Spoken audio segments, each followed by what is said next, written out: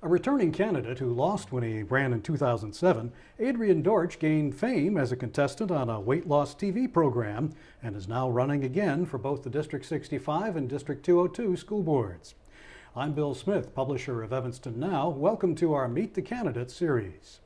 Adrian, given that both school boards meet on the same time on Monday nights most of the time in separate buildings, if you were elected, how are you going to serve on both boards? Well, first of all, we need a seamless education here at Evanston. And I have a nonprofit called Entrepreneur Endeavors, and that's the same thing the parents ask. They have kids that are in 65 and 202, and they would like to be a part of government at Evanston. Everything meets on Monday night at Evanston. Yeah, that's true. You know, and I'm on a board of ECTV, and it's just as simple as having a motion for a vote to quell that and to move forward and to have meetings either join collectively on Monday night or one on Monday night and one on Tuesday night. Okay, so you're hoping to get the boards, at least one of the boards, to change their meeting night if you did get elected. We have to understand the foundation of education is home.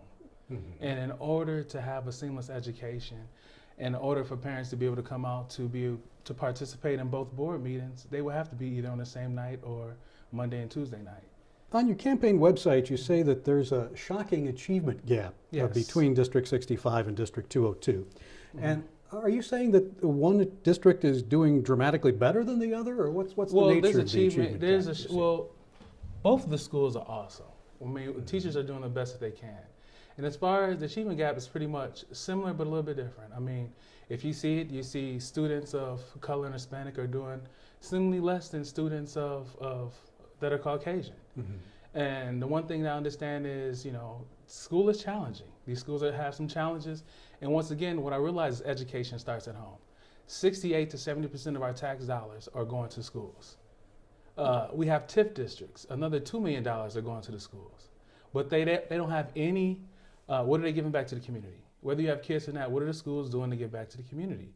I believe that each school should establish an educational plan for families. We always say we care about the children, but these kids are not the ones that are paying taxes. The families are. They should have a individualized family education plan. I call it an IFEP. And I think both schools should establish that. Now, what would that consist of? Well, what that would consist of, for instance, that would consist on having not only tutoring for the kids, but for the actual parents. We're dealing with a lot of the same parents that have went through the same school systems. And I have to say the value of education is probably the same as the kids.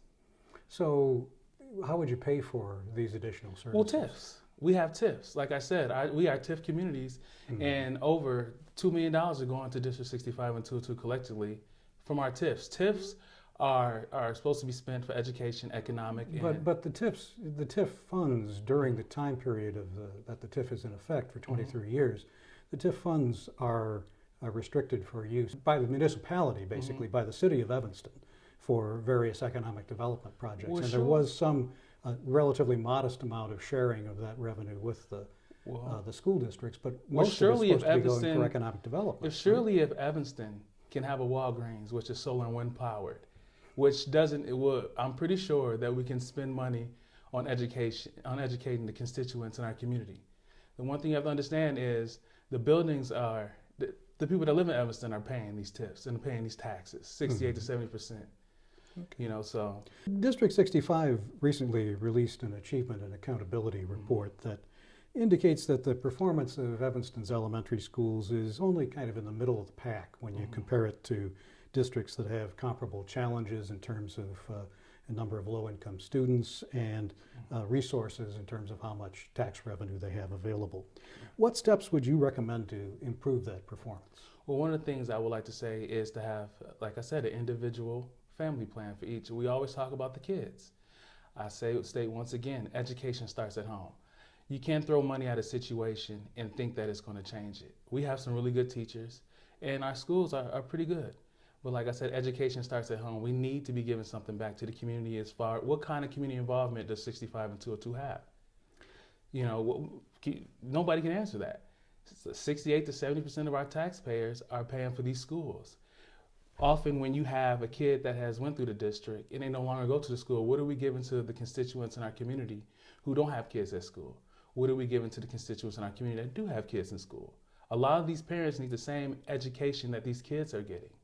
You know, there needs to be something where the schools go into the community and teach the parents in the community and give them programming. But this seems like an idea that might be excellent, but it's also going to be very expensive. Well, the money is there. Because, you know, well, some of our teachers are getting paid more than doctors and lawyers. You know, we have a saying in Evanston, I'm a true Evanstonian. You know, what does that mean? I was born and raised here. Yeah. You know, so there's nothing that Evanston can do. We have a saying here in Evanston called "We are Evanston." And when I say we are Evanston, we have the money. We have the money to make this happen. We have Northwestern, which is a powerhouse. 10% or so of ETHS students fail to graduate even after 5 years. What would you think is a reasonable goal for reducing that failure rate, say, over the next 4 years of a term in school board members? Some of the things, vocational training is a little bit different when you and I was growing up, Bill. I mean, you went through vocational training and actually ended up into a job. It wasn't just you learn these skills and now figure out what to do with them. You know, I feel that we should have more vocational training programs like Cradle to Career. We should have more entrepreneur programs like my program, Entrepreneur Endeavors. You know, I was one of the kids that had an IEP. You know, I had an IEP, and you know, I had a teacher named Mrs. Rose Deidelbaum, who told me, you know, jokingly or not, there ain't no special education college.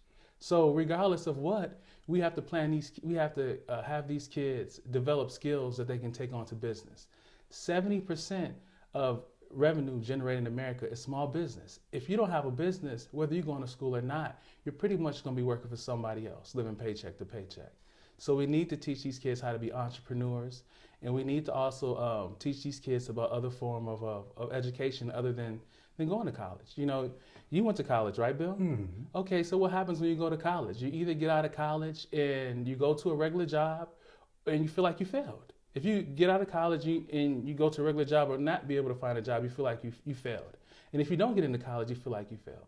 So you have to go after something that's promised. What is that? Whatever you're passionate about, you should create that into a long-lasting business. Okay, well, thank you very much, Adrian. And you can learn more about this spring school board election and the rest of Evanston news by subscribing to the Evanston Now daily email newsletter. I'm Bill Smith. Thanks for watching.